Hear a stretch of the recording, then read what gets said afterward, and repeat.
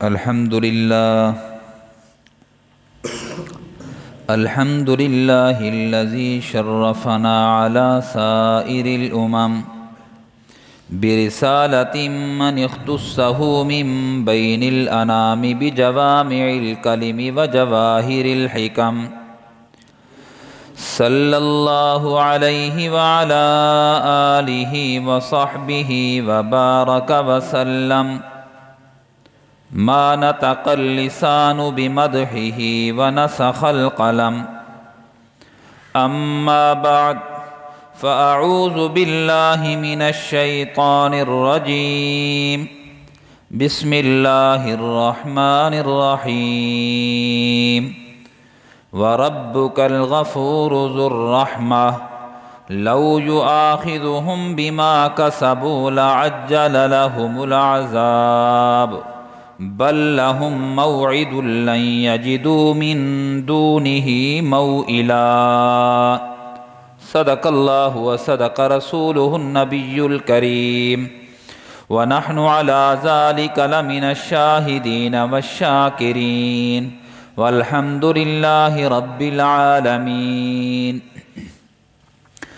اللهم صل على محمد وعلى آل محمد كما صليت على إبراهيم وعلى آل إبراهيم إنك حميد مجيد اللهم بارك على محمد وعلى آل محمد كما باركت على إبراهيم وعلى آل إبراهيم إنك حميد مجيد انتہائی واجب الاحترام بزرگوں، دوستوں اور عزیز ساتھیوں،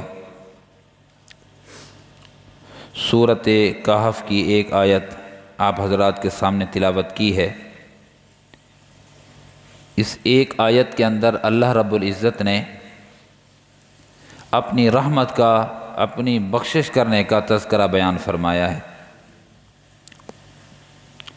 اور اس پہ ہم سب کا یقین اور اعتقاد ہے کہ اللہ رب العزت کی رحمت وسیع ہے، لیکن اس میں ہم کوتاہی یہ کر جاتے ہیں کہ اللہ کی رحمت سے ناجائز فائدہ اٹھانا شروع کر دیتے ہیں کہ اللہ غفور ہے، اللہ مہربان ہے، اللہ بخشنے والا ہے، بخشے گا نہیں تو کیا کرے گا، یہ جملے کہتے ہیں ہم، اور انہی جملے کے بلبوتے پر ہم گناہ کرتے رہتے ہیں۔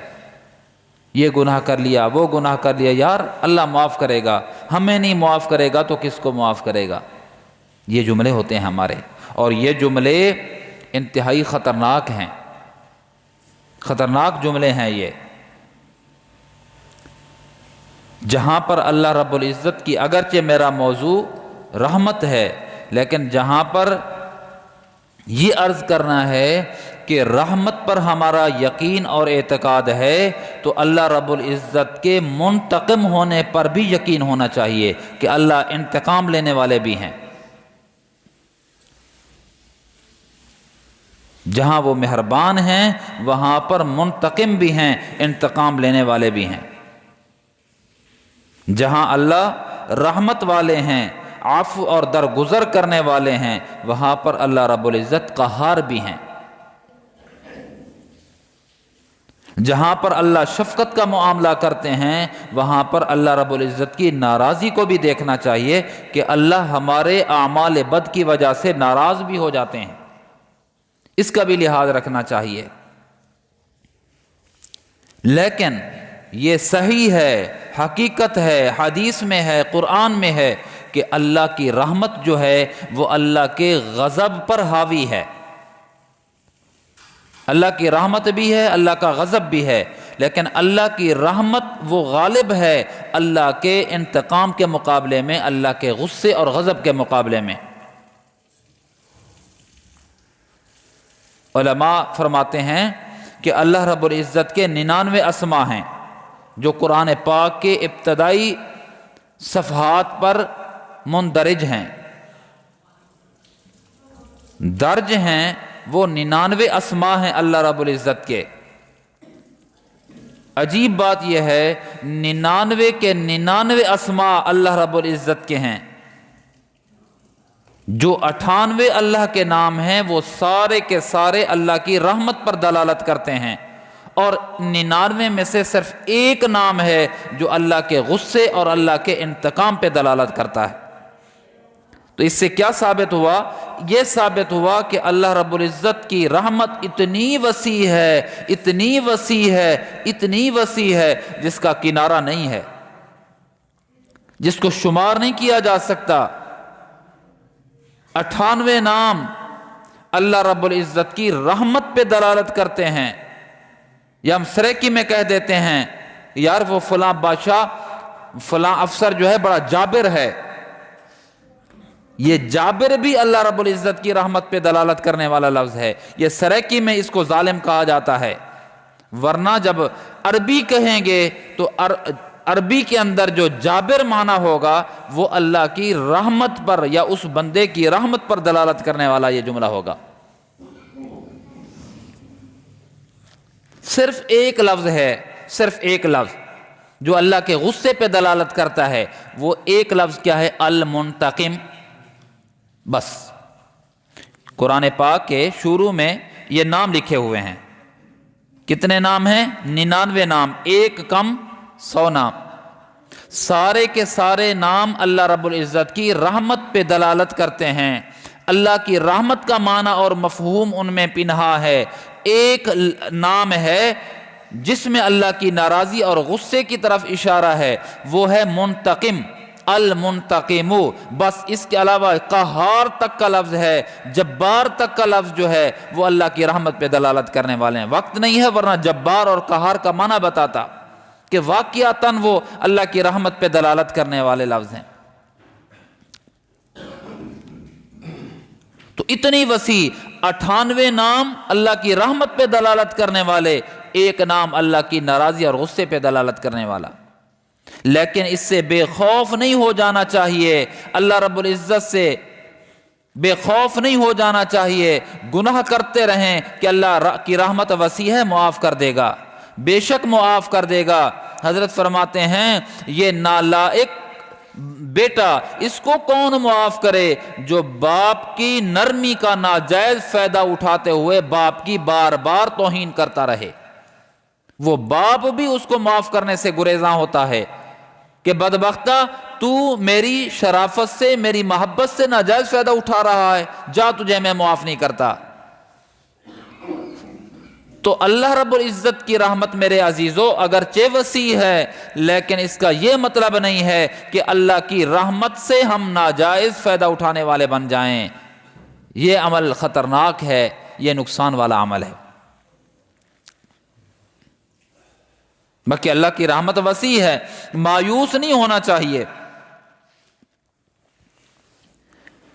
حدیث پاک میں آتا ہے جب بندہ گناہ کرتا ہے، جب بندہ گناہ کرتا ہے تو یہ زمین اللہ رب العزت سے کچھ کہتی ہے، اللہ یہ بندہ تیرا ہو کر تیری نافرمانی میرے اوپر کر رہا ہے، جس طرح یہ نافرمان بندہ تیرا بندہ ہے، تیری مخلوق ہے۔ اے اللہ جس چیز پہ ٹھہر کر یہ بندہ گناہ کر رہا ہے وہ چیز بھی تو تیری مخلوق ہے، زمین، تو کیا کروں؟ نگل لوں؟ زمین کہتی ہے اللہ یہ بندہ نافرمانی کر رہا ہے، اس کو نگل لوں؟ اللہ فرماتے ہیں اے زمین اگر یہ تیرا بندہ ہے تو تو جان یہ جانے، اور اگر یہ میرا بندہ ہے تو پھر میں جانوں یہ بندہ جانے۔ فرمایا جس وقت بندہ گناہ کر رہا ہوتا ہے آسمان اللہ سے کہتا ہے اللہ یہ بندہ تیری نافرمانی کر رہا ہے، میں دیکھ رہا ہوں، اگر تیرا حکم ہو تو میں اس پر ڈھہ پڑوں، اس کا نام صفحہ ہستی سے مٹ جائے۔ تو اللہ اس کو بھی یہی جواب دیتے ہیں اے آسمان اگر یہ تیرا بندہ ہے تو تو جان تیرا کام جانے، اگر یہ بندہ میرا ہے تو پھر میں جانوں میرا کام جانے۔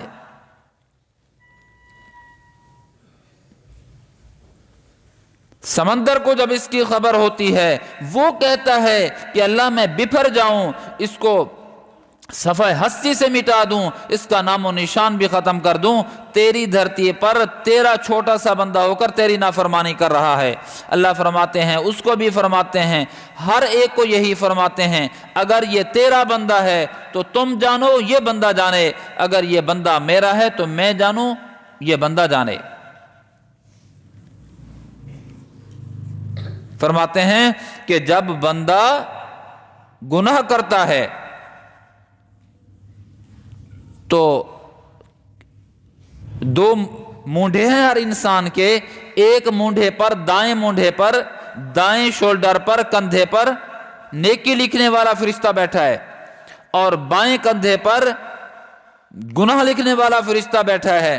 جب بندہ نیکی کرتا ہے فوری طور پر دائیں جانب والا فرشتہ نامہ اعمال میں نیکی لکھ دیتا ہے۔ اس کے برعکس جب بندہ گناہ کرتا ہے تو گناہ گار بندے کا وہ گناہ جب لکھنا چاہتا ہے، اللہ رب العزت اس کو کہتے ہیں، اے میرے فرشتے رک جا، اللہ گناہ لکھا اس نے، رک جا۔ ہو سکتا ہے کہ اس کے دل کے اندر ندامت پیدا ہو جائے اور یہ گناہ چھوڑ کر اللہ سے سچی توبہ کر لے تو اس کے نامہ اعمال میں یہ گناہ درج بھی نہ کیا جائے۔ کتنی کریم اللہ ہے۔ وَرَبُّكَ الْغَفُورُ ذُو الرَّحْمَةِ، جب بندہ نیکی کرتا ہے تو حکم دیا جاتا ہے جلدی لکھو، حتیٰ کہ بندہ جب کسی نیک عمل کا کی نیت اور ارادہ کرتا ہے تو وہ ارادہ بھی درج کر دیا جاتا ہے۔ اللہ اتنی جلدی کیوں؟ فرمایا بندہ جو ہوا اس کی نیت پھر گئی تو یہ نیکی سے محروم رہ جائے گا۔ بندے نے نیکی کی نیت کی ہے، ابھی وہ نیکی کی نہیں ہے، نیک کام کا ارادہ کیا، ابھی وہ نیک کام شروع ہی نہیں کیا، محض ارادہ کرنے سے نیکی لکھ دی جاتی ہے۔ فرمایا وہ عمل کرے نہ کرے، نیکی کا ارادہ کرنا یہ تو نیکی اس کی لکھ دی جائے۔ میں رحیم کریم اللہ جو ہوں اس کی یہ نیکی ضائع کیوں کروں؟ اتنی مہربان ہے۔ اور ادھر جب بندہ نافرمانی کرتا ہے تو اللہ فرشتے سے فرماتے ہیں رک جا، اللہ گناہ تو کیا ہے اس نے، گناہ کا ارادہ لکھا ہی نہیں جاتا۔ جب بندہ گناہ کرتا ہے، کر لیتا ہے، تب بھی جب وہ لکھنا چاہتا ہے اللہ فرماتے ہیں ذرا صبر کر جا، ذرا رک جا، اللہ یہ گناہ کر لیا ہے۔ فرمایا ہو سکتا ہے کہ اس بندے کے دل کے اندر میرا خوف پیدا ہو جائے، ندامت کے چند آنسو بہا لے، دل اس کا ڈر جائے، کانپ جائے، آنکھوں سے آنسو بہنے لگ جائیں، بس اس کے آنکھوں سے آنسو بہنے کی دیر ہے، دل کے اندر اس کا توبہ کرنے کا ارادہ ہو جائے، میں اس کا گناہ معاف بھی کر دوں گا، لکھنے بھی نہیں دوں گا۔ ایسا مہربان اللہ ہے۔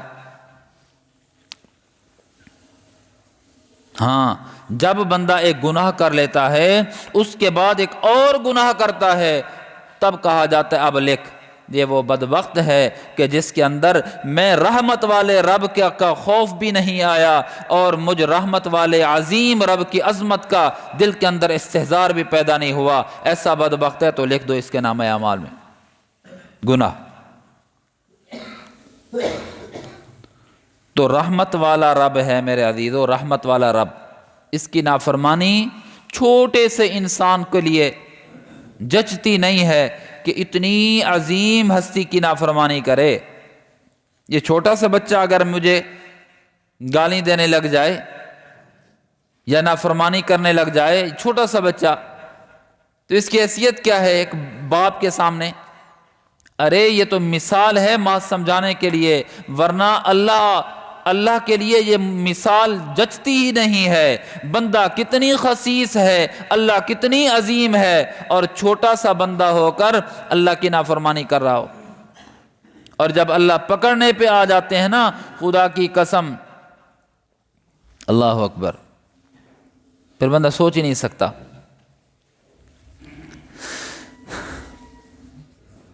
اللہ آزمائش میں نہ ڈالے، پکڑ پہ نہ۔ میں اپنے متعلقین سے کثرت سے یہ جملہ کہتا ہوں، ہم سب یہ تو کہتے ہیں کہ اللہ نزدیک ہے، اللہ دور نہیں ہے، میری سن رہا ہے، میری سنے گا۔ میرے عزیزو، جب یہ یقین ہے کہ اللہ ہم سے دور نہیں ہے تو یہ یقین کیوں نہیں آتا ہمیں کہ ہم بھی اللہ سے دور نہیں ہیں؟ وہ کب پکڑتا ہے؟ پھر زندگی کو تلخ کر دیتا ہے، تلخ کر دیتا ہے۔ میں ایسے لوگوں کو جانتا ہوں جو مرنا چاہتے ہیں، موت نہیں آتی۔ یہ انہی کے کانوں سے، انہی کے زبان سے میرے کانوں نے سنا ہے، میرے کانوں نے سنا ہے، ہر چیز سستی ہے، موت مہنگی ہے، موت نہیں آ رہی۔ ورنہ تو ہم یہ کہتے ہیں ہر چیز مہنگی ہے، موت سستی ہے۔ نہیں، ان سے جا کر پوچھو، وہ کہتے ہیں کہ موت مہنگی ہے، ہر چیز سستی ہے۔ رات ایک میرا دوست بتا رہا تھا، وہ اسی مجلس میں بھی موجود ہے، کہنے لگا کہ ہم دونوں کار پہ جا رہے تھے اور اس کو گھر سے فون آیا جلدی آ جاؤ۔ اس نے کہا میں بس ان کو پہنچا کے اڈے پہ میں آ رہا ہوں۔ پھر انہوں نے معذرت خواہانہ لہجے میں کہا کہ میرا گھر سے فون آ گیا ہے، آپ تنگ نہ ہوں، آپ کو میں اڈے پہ پہنچا دیتا ہوں۔ اصل میں مسئلہ یہ ہے کہ ہم نے کسی پروگرام میں جانا ہے، افسر ہے، پروگرام میں جانا ہے۔ میرے گھر کے اندر ایک بیٹی ہے، 16 15 14 سال کی بیٹی ہے جو زندہ لاش ہے۔ اس کو پیمپر پہناتے ہیں، دن کو صبح کو سارا دن اسی میں پشی پاٹی کرتی رہے، کھانا خود کھلاتے ہیں، پینا اس کو ہم خود ہی پلاتے ہیں، پیشاب پخانہ اس کا ہم خود ہی صاف کرتے ہیں۔ کہا کہ ایک اولاد ہے، ایک اولاد، نہ بیٹا ہے نہ بیٹی ہے، بس ایک بیٹی ہے، اور وہ بھی 14 15 یا 16 سال کی ہے، اور وہ زندہ لاش ہے، اپنے جسم کو نہیں وہ سہارا دے سکتی، وہ پڑی ہوئی ہے۔ اور ایسے گھر میں جانتا ہوں، آپ بھی جانتے ہوں گے، میرے عزیزوں میں بھی ایسے ہیں جو جوان بیٹا ہے یا بیٹی ہو چکی ہے اور وہ اپنے جسم کو سہارا نہیں دے سکتے، جسم نہیں جھل سکتے، پیشاب پخانہ وہیں ہو رہا ہے۔ کہا کہ وہ بلا رہے ہیں کہ آ جاؤ، ہم نے کہیں جانا ہے۔ اب یہ مرد وہاں ٹھہرے گا بیٹی کے ساتھ، اس کے اہل خانہ، اس کی گھر والی، وہ کسی پروگرام میں جائیں گی۔ وہ کسی پروگرام میں نہیں جا سکتے، کسی شادی خوشی میں نہیں جا سکتے، کسی سیر سپاٹے پہ نہیں جا سکتے۔ 14 سال 15 سال کی لاش کو اٹھا کر وہ کیسے کہاں پھرتے رہیں؟ ان کی زندگی کا اندازہ تو لگاؤ، کتنی تلخ زندگی ہوگی۔ تو میرے عزیزو، جس طرح اللہ رب العزت ہم سے دور نہیں ہے، ہم بھی اللہ سے دور نہیں ہیں۔ کب پکڑتا ہے؟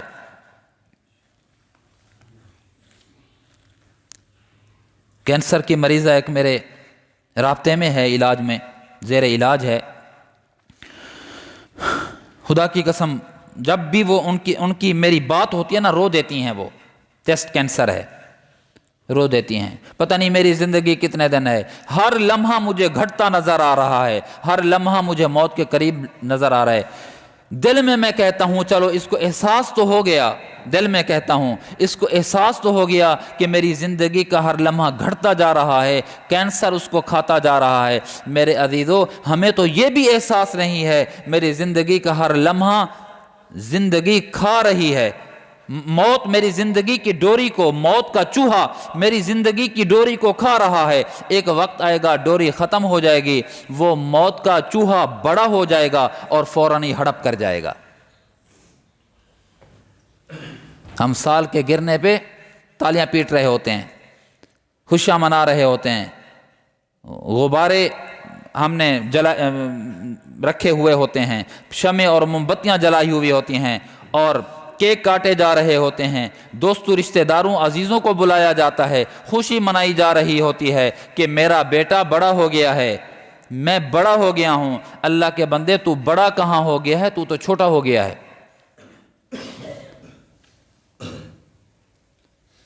60 سیڑھیاں تو نے چڑھنی تھیں، اگر 30 چڑھ چکا ہے تو باقی تو تھوڑی بچ گئی ہیں نا، بڑا کہاں ہو رہا ہے، تو گھٹتا جا رہا ہے۔ تو اللہ کی رحمت سے ناجائز فائدہ نہیں اٹھانا چاہیے۔ بس خلاصہ یہی ہے، وَرَبُّكَ الْغَفُورُ ذُو الرَّحْمَةِ، اللہ رب العزت کی جو رحمت ہے بخشنے والا بھی ہے، وہ مہربان بھی ہے۔ یاد رکھو لو یؤاخذہم بما کسبوا لعجل لہم العذاب، اگر وہ انہیں ان کے کیے پہ پکڑتا تو جلد ان پر عذاب دے دیتا۔ بندہ کتنی گناہ کر رہا ہوتا ہے، اگر اللہ فوراً پکڑ پہ آتے، اس کی رحمت نہ ہوتی نا، تو جو بندہ چکلے پہ جا رہا ہے اللہ فوراً پاؤں کو شل کر دیتا۔ جو ظلماً کسی کو ہاتھ مارنے کے لیے اٹھا رہا ہے وہ ہاتھ فوراً شل ہو جاتا۔ دماغ کے اندر کسی کے لیے پلاننگ بنا رہا ہے تو وہ دماغ فوراً معاف ہو چکا ہوتا۔ دل کے اندر کسی کے لیے کینہ اور حسد ہے، اللہ رب العزت سینے کو پکڑ لیتا، جکڑ لیتا اور وہ بندہ وہیں فوت ہو جاتا، لیکن فوراً پکڑ نہیں ہوتی۔ بل لہم موعد لن یجدوا من دونہ موئلا، اللہ مہلت دیتے ہیں، سنبھل جائے بندہ، سنبھل جائے۔ عقل مند سنبھل جاتے ہیں اور بے عقلے، بے شعورے اور جو دانش مند نہیں ہیں وہ کہاں سنبھلتے ہیں۔ پھر ایک وقت ایسا آتا ہے کہ گناہ بھری زندگی کے ساتھ اللہ کی بارگاہ میں پہنچ جاتے ہیں، تو ایسی زندگی سے فوراً توبہ کرنی چاہیے۔ اللہ کی رحمت کے لیے یہ آیت ہے، تو اللہ کی رحمت ہمیں مایوسی سے بچاتی ہے، نہ کہ گناہوں پہ ہمیں نڈر بناتی ہے۔ اہم بات کر رہا ہوں اور آخری بات کر رہا ہوں، اللہ کی رحمت کا تذکرہ جہاں پر ہوگا وہ ہمیں مایوسی سے بچاتی ہے۔ گناہ ہو گیا نا، پھر مایوس نہ ہو، خودکشی نہ کر۔ اور اگر ایسا نہیں ہے کہ اللہ کی رحمت کے پیش نظر تو گناہ کرتا رہے، یہ اللہ معاف کرنے والا ہے، کوئی مسئلہ نہیں ہے، یہ خطرناک بات ہے۔ اس حالت کے اندر بندہ گناہوں کی دل میں دھستا چلا جائے گا، پھنستا چلا جائے گا اور پھنستے پھنستے مر جائے گا، اور گناہ کی حالت میں اللہ اس کے رسول کی جناب میں پہنچ جائے گا۔ اللہ مجھے آپ کو اطاعت و فرما برداری والی زندگی گزارنے کی توفیق نصیب فرمائے۔ اللہ کی رحمت سے مایوس نہیں ہونا چاہیے، لیکن گناہوں اللہ کی رحمت کو دیکھ کر گناہوں پہ نہیں آ جانا چاہیے۔ اللہ نیکی والی زندگی گزارنے کی توفیق نصیب فرمائے۔